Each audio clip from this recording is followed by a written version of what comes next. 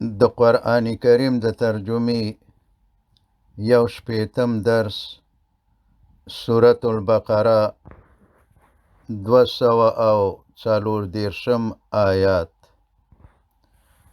اعوذ بالله من الشیطان الرجیم بسم الله الرحمن الرحیم. دا مبارک آیات د هغو ښځو په باره کې دی چې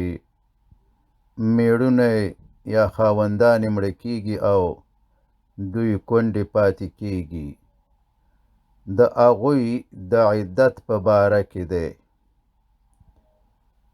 الله تعالی فرمایي والذین او هغه خلک یتوفون چې مړه کیږي منکم د ستاسو ځینې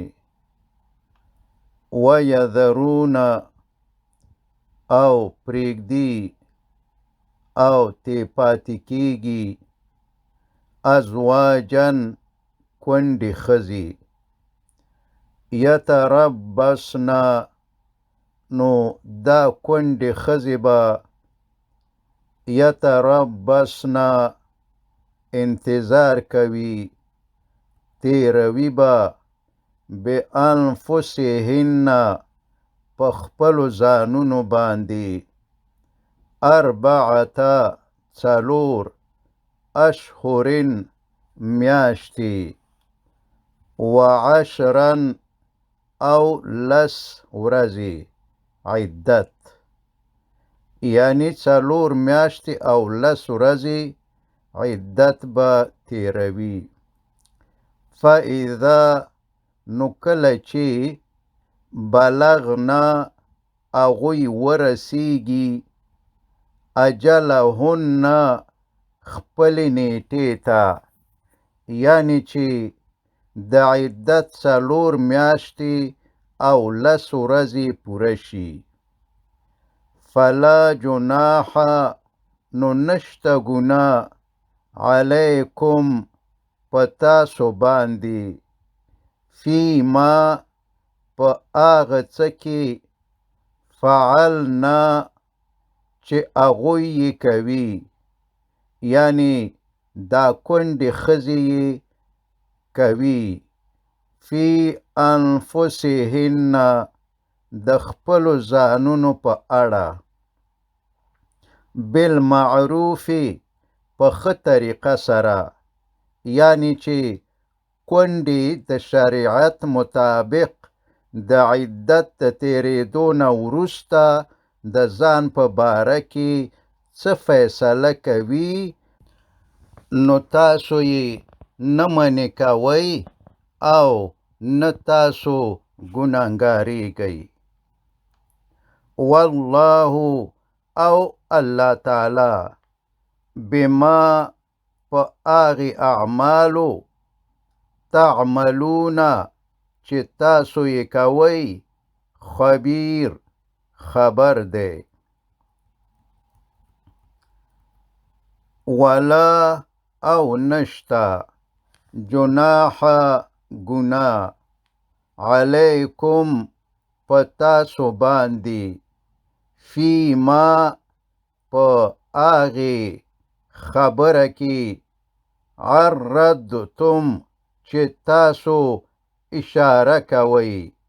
به په هغې خبرې سره من خطبتې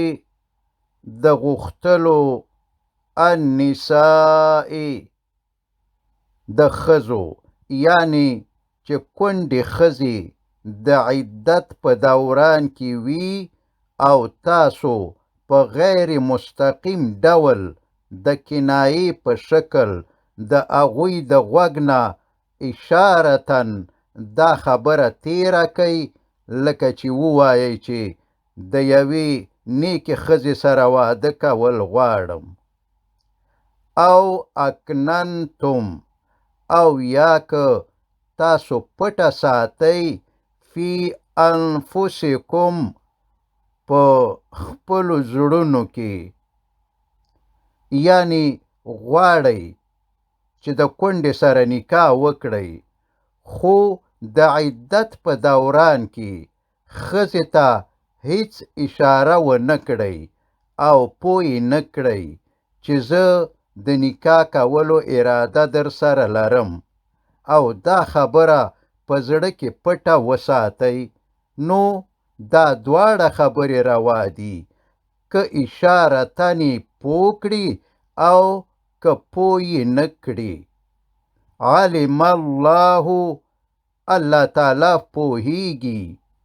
انکم چې بېشک تاسو ستذکرونهن به هغوی یادوئ، یعنې تاسو ته به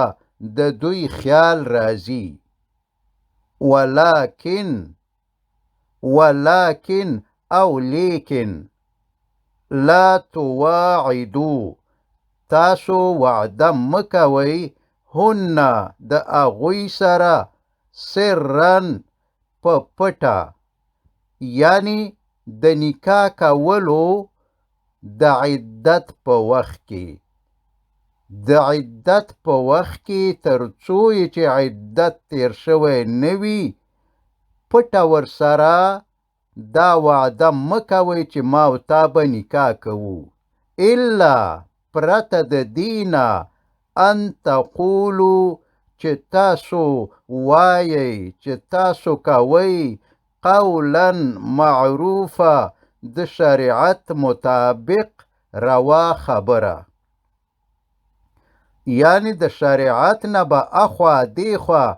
خبرې نه کوئ. ولا تعزمو، او قصد مکوئ، اراده مکوئ، عقدة النکاح، د نکاح د تړلو یا د نکاح د کولو دا قصد مکوئ، حتی تر هغې پورې یبلغه چې رسیږي الکتابو عدت اجله خپلې ټاکلې نیټې ته، یعنې چې د خاوند د مرګ نه وروسته 4 میاشتې او 10 ورځې تیرې شي، نو اوس کولی شئ چې کونډې ته په ښکاره سره د نکاح پیغام ورکئ او د موافقې په صورت کې نکاح ورسره وکئ. واعلمو، او تاسو پوه شئ، ان الله چې بېشکه الله تعالی یعلمو پوهیږي، ما په هغه څه فی انفسکم چې ستاسو په زړونو کې دي، فاحذروه، نو وویریږئ د هغه جل جلاله ځنې. واعلمو، او تاسو پوه شئ، ان الله چې بېشکه الله تعالی غفور ډیر بخونکی، حلیم او ډیر صبر کوونکی دی. وصلى الله تعالى على خير خلقه محمد وآله وأصحابه أجمعين.